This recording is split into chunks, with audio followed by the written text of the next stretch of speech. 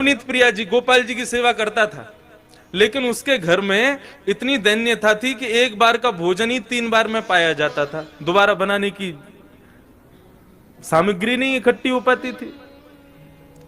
अब उसका कोई एक मित्र आया, वो पैसे वाला, उसने आकर के उससे कहा और भाई सब ठीक? बोले हाँ सब ठीक। बोले तुम्हारा दिन सुधर गए कि नहीं? बोले अब वैसे ही है भैया, क्या करें, एक समय अब रोटी बनती है, उसी से शाम तक का गुजारा होता है। बोले अच्छा तुम पूजा वूजा करते हो क्या? बोले हाँ। बोले किसकी करते हो? बोले गोपाल जी, नवनीत प्रिया जी, लड्डू गोपाल, इनकी पूजा करता हूं। हंसने लगा मित्र, इनकी सेवा करते हो?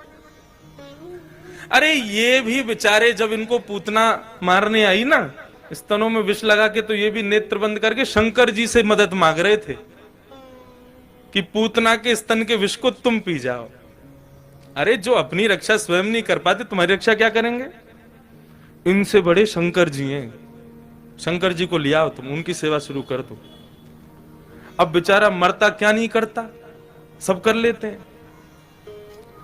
शंकर जी ले आया दूसरे दिन, और नवनीत प्रिया जी लड्डू गोपाल जी को दूर एक जगह टेबल पे बिठा दिया। बोले तुम्हारी सेवा अब हो गई, तुमने तो कुछ किया नहीं, अब इनकी करेंगे हम। अब शंकर जी की पूजा उसने शुरू कर दी। खूब रुद्राष्टाध्यायी से अभिषेक आदि सब करने के बाद में अगरबत्ती जला करके और त्रिपुंड लगा लिया। पहले तो ऊर्ध्वपुंड लगा रहा था, अब त्रिपुंड लगा करके ओम नमः शिवाय जप करने लगा। अब जैसे ही आंख खोल के देखा तो जो उसने अगरबत्ती जलाई थी उसका धुआं उड़ करके गोपाल जी के पास जा रहा था। अब वो धुआं है, वो तो कहीं भी जा सकता है। अब जैसे ही गोपाल जी के चारों तरफ उसने धुआं देखा तो ठाकुर जी के पास जाके क्या बोलता है, इतने वर्षों से सेवा कर रहा था, तब तो मेरी नहीं सुनी, आज दूसरे किसी को ले आया तो चिढ़ के मारे उसकी अगरबत्ती भी खुद ही सूंघ रहे हो। और ठाकुर जी को बोला तुमको यहां बैठने ही नहीं दूंगा, अलमारी में बंद करूंगा। जैसे ही ठाकुर जी को इस भाव से उठाया, ठाकुर जी प्रकट हो गए वहां पर, चरणों में गिर पड़ा। बोले महाराज आपने आज तक मुझे दर्शन नहीं दिए, शंकर जी के आती दर्शन कैसे हो गए? बोले देख ये भेद बुद्धि मत रख, मुझ में शंकर जी में कोई भेद नहीं है, और शंकर जी आए इसलिए दर्शन दिए ऐसा भी नहीं है। तो बोले क्यों किए, फिर क्यों दिए दर्शन आज आपने? बोले कल तक तुझे ये नहीं लगता था कि मेरी नांग सूंघती भी है, कल तक तुझे ये नहीं लगता था कि मुझे भी जलन हो सकती है, लेकिन आज तेरे भीतर ये भाव आया कि मैं चैतन्य हूं, ये अगरबत्ती मैं भी सूंघ रहा हूं, मुझ में भी एक जलनशीलता आई है, मतलब मैं साधारण मूर्ति नहीं, मैं चैतन्य हूं। जब तेरे हृदय में ये भाव आया तो मैं पीछे क्यों हटूं, मैं भी प्रकट हो गया, मैं भी क्यों मूर्ति तक रहूं?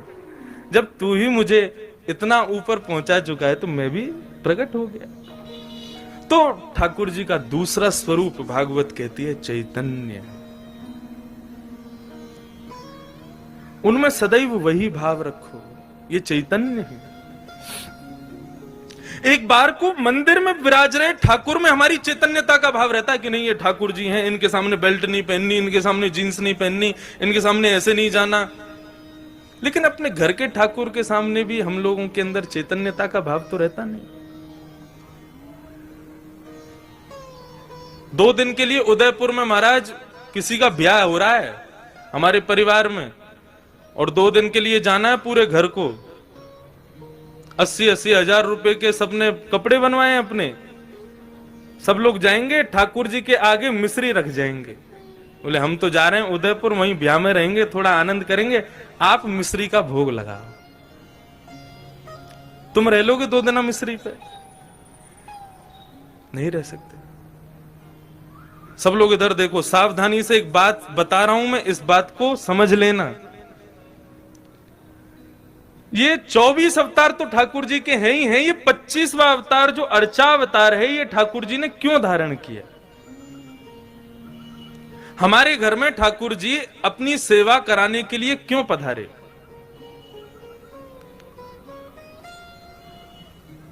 इसके पीछे एक बहुत सुंदर भाव है, सावधानी से सुनिएगा।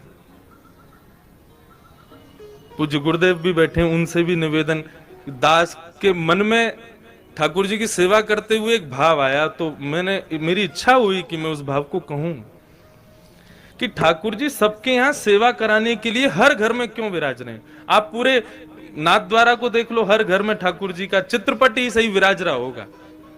वृंदावन तो प्रसिद्ध है, घर घर तुलसी ठाकुर सेवा, दर्शन गोविंद जी को, अलीरी मोहि लागे वृंदावन नी को। क्यों विराज रहे हैं ठाकुर जी हम सबके घर में? देखो, हम लोग जब वैकुंठ जाएंगे तो है ही, कोई रोक तो रहा नहीं हमको। एक ना एक दिन सबको जाना है वहां पर। तो यदा कदा हमारे द्वारा किए गए कृत्य के कारण यदि हमें कभी वैकुंठ के अलावा भी लोगों का दर्शन करना पड़ गया, मानो जैसे नरक का दर्शन हो गया या स्वर्ग का दर्शन करना पड़ गया, और उस पश्चात वहां पर बताया गया तुमने ये अपराध किया था इसलिए तुमको ये करना पड़ा, तो हम ठाकुर जी से शिकायत करने लग जाएंगे। प्रभु आपकी इतनी अर्चना करते हैं, इतनी सेवा करते हैं, इतनी पूजा करते हैं, इतना आपका नाम गुणगान करते हैं, उसके बाद भी हमारे जीवन में दुख, उसके बाद भी हमारे जीवन में कष्ट, उसके बाद भी हमारे जीवन में कभी सुख की अनुभूति नहीं, और उसके बाद भी जब हम संसार छोड़ के आए तो नरक का दर्शन। शिकायतें दुनिया भर की हम ठाकुर जी से करने लग जाएंगे। आपने ये नहीं किया, ये नहीं किया, ये नहीं किया, हम ठाकुर जी से शिकायतें करेंगे। भगवान बोले ये मुझसे शिकायत करे उससे पहले इसके यहां अर्चावतार रूप धारण करके बैठ जाओ इसके घर में। क्यों? बोले कभी ना कभी ये भी तो अपराध करेगा, सर्दी में कभी मुझे ठंडे जल से नहला देगा, भयंकर सर्दी में कभी मुझे हो सकता है पतला वस्त्र पहना दे, मुझे ठंडी लगे उससे, भयंकर गर्मी में खुद तो एसी में बैठेगा, मुझको पंखा भी नहीं चलाएगा, बिजली का बिल बढ़ जाएगा, मंदिर का पंखा बंद ही रहने दो। ये सारे अपराध ये करेगा मेरे साथ में, लेकिन मैं कभी शिकायत नहीं करूंगा। क्यों? हिसाब बराबर करने के लिए आया हूं, तुझे शिकायत करने योग्य छोड़ूंगा नहीं मैं। तुम भगवान से कुछ कह नहीं सकते कि भाई आपने ऐसा क्यों नहीं किया, आपने ये दुख क्यों किया। भगवान बोले तेरी शिकायत पूरी हो गई, अब मैं करूं शिकायत। भोग बनाते समय सब्जी देख करके भोग लगने से पहले ही तेरा मन ललचा गया था। एक बार भयंकर सर्दी में एक बार मुझे कहीं लेके जा रहे थे, बद्रीनाथ गए थे, मुझे इतना पतला वस्त्र पहनाया, मुझे सर्दी लगी, मैंने कभी शिकायत की तुमसे? तो मनुष्य की जितनी भी शिकायतें हैं उनका हिसाब बराबर हो जाए, उसके लिए ठाकुर जी अर्चावतार लेके आए कि आप ठाकुर जी से कुछ कह ना सको। यदि आपने कहा तो फिर ठाकुर जी कहेंगे। कितना भी प्रयास कर लेना, कितनी भी कोशिश कर लेना, अर्चावतार में एक ना एक अपराध तो हम करते ही हैं, लेकिन ठाकुर जी कभी कुछ नहीं कहते। तो वही चैतन्य है। और ठाकुर जी का तीसरा स्वरूप है आनंदम परमानंदम। ठाकुर जी आनंद स्वरूप है। श्रीनाथ जी का स्वरूप परमानंद प्रदान करता है। हमारे बाल कृष्ण प्रभु ने दुनिया भर के रूप धारण किए, कहीं पर बांसुरी बजा रहे हैं, श्री राधा वल्लभ जी में रोज ब्याह कर रहे हैं, बिहारी जी में नित्य मनोरथ कर रहे हैं, श्री गोपीनाथ गोविंद देव जयपुर में विराज रहे हैं, उनके भी अलग अलग रूप। लेकिन श्रीनाथ जी का जो रूप है, स्वरूप है, इसमें सब विराजमान है, सब विद्यमान है, क्योंकि ये वास्तविक आनंद स्वरूप है। एक भुजा ऊपर है और दूसरी भुजा कमर पर है। किस भाव से? सावधानी से सुनिए कथा बिल्कुल। श्रीनाथ, श्री यानी राधा, श्री यानी श्री किशोरी जी, श्री यानी श्री लाडली जी, और श्री लाडली के संग युक्त होकर के जो नाथ विराजमान हैं वो हैं श्रीनाथ। सुन वे तो पहली ताली बजा रहे हो, बात तो पूरी करने दो हमको, जल्दीबाजी मत करो। अब तो पंडाल भी अपना, समय भी अपना, कथा भी अपनी, उत्सव भी अपने, पूरे दिन पूरा दिन है अपने पास, खूब भाव से सुनो कथा। वृंदावन में जो दर्शन नहीं है वो दर्शन श्रीनाथ जी में है। कैसे? आप लोग सब बाहर से पधारे हैं, इसलिए मैं जो अपने गुरुजनों से, जो अपने बुद्धिजीवियों से जो मैंने सुना तो मैं कह दूं यहां पर। वृंदावन में किशोरी जी ठाकुर जी के बगल में विराज रही हैं, और स्वरूप में नहीं है, केवल नाम के रूप में श्री राधा रानी विराजती हैं वृंदावन में।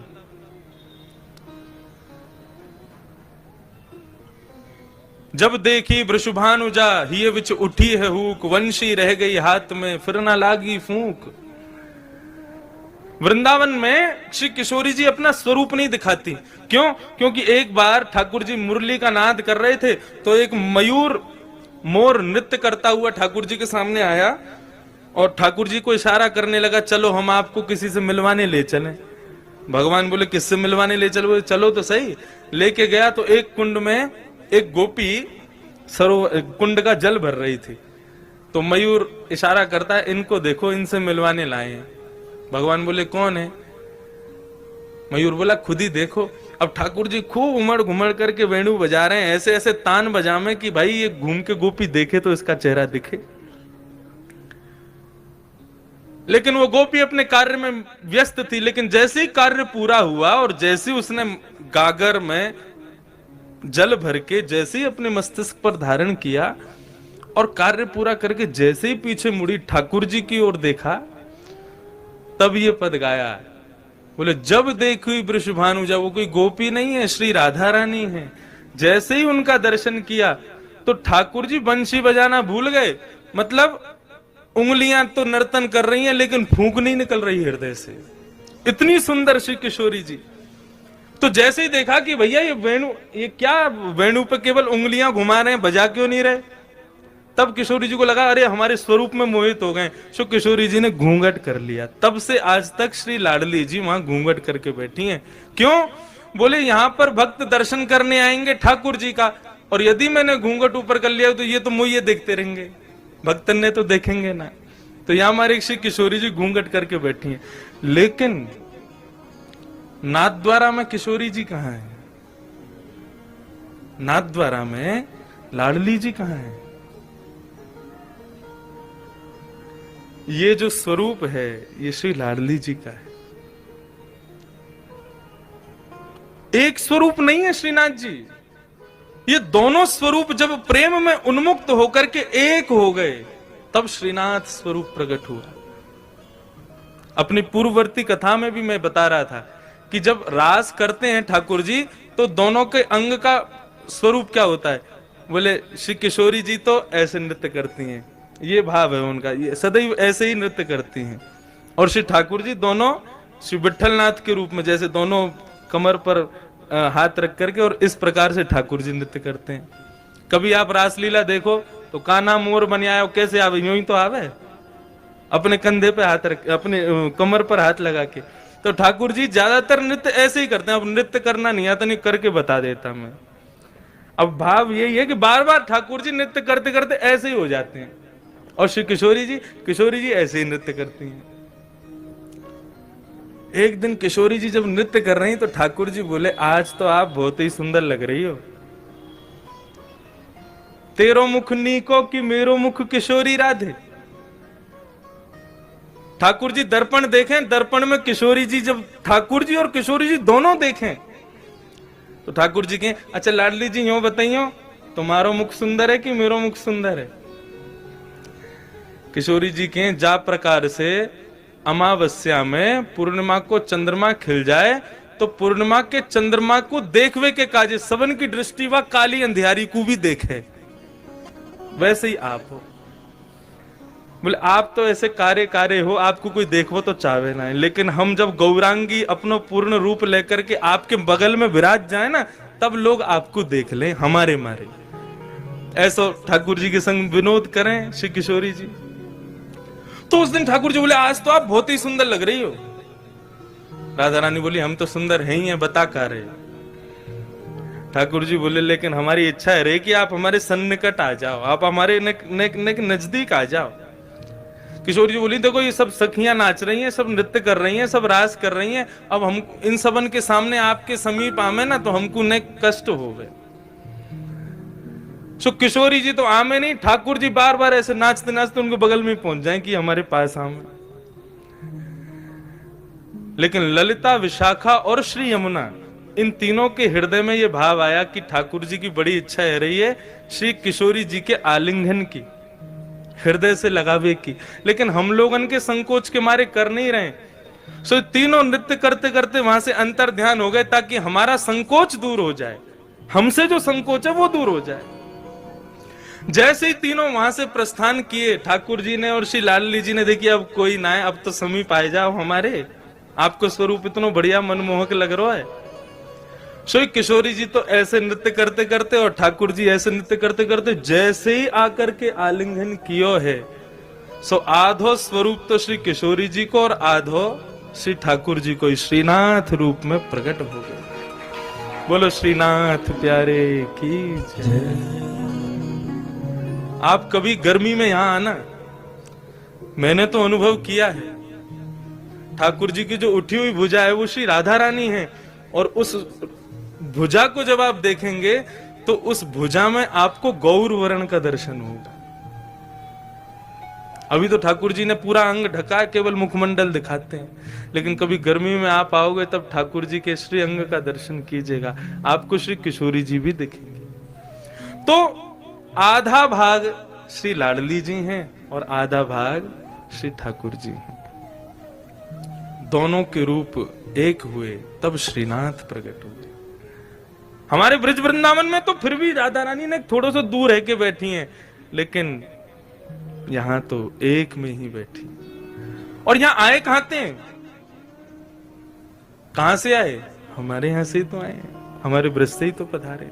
कल यहां पर प्रेस कॉन्फ्रेंस हो रही थी तो हमारे प्रेस के सब भाइयों ने हमसे पूछा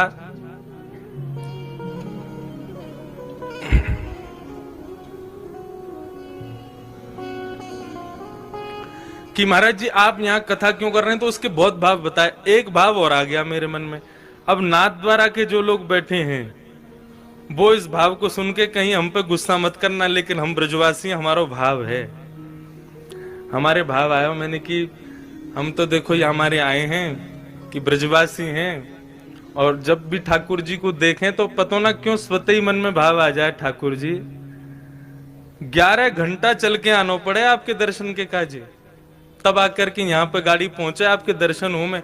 फ्लाइट ते भी आओ तो 6-7 घंटा तो लग ही जाए, ट्रेन ते तो पूरी रात लग जाए। हम ब्रजवासी आपके प्राण धन है, आप ही कहो ब्रजवासी वल्लभ सदा मेरे जीवन प्राण। श्री गोवर्धन कभी कभी आपके बगैर सूनो लगे, तो हम ब्रजवासी पे कृपा करो, बहुत दिना विराज ली राजस्थान में, अब जल्दी ब्रजधाम वापस चलो। हमारे हृदय में तो ये भाव आ जाए। तो प्रेस वाले क्या बोले, आप हमारे ठाकुर जी को चुरावे आए हो यहाँ पे? मैंने भैया चुरावे तो ना आए। बोले हमारे ठाकुर जी कहीं ना जाएंगे, अब संभव ही ना है, वो तो यहीं रहेंगे, यहाँ से कहीं नहीं जाएंगे। मैंने कि आप काहे को गुस्सा रहे हो, मतलब ठाकुर जी गए तो आप कौन से यहाँ रहोगे, आप भी आओगे, और मैंने हम सब ब्रजवासी सब आपको स्वागत करेंगे, पधारो भैया हमारे ब्रज में पधारो।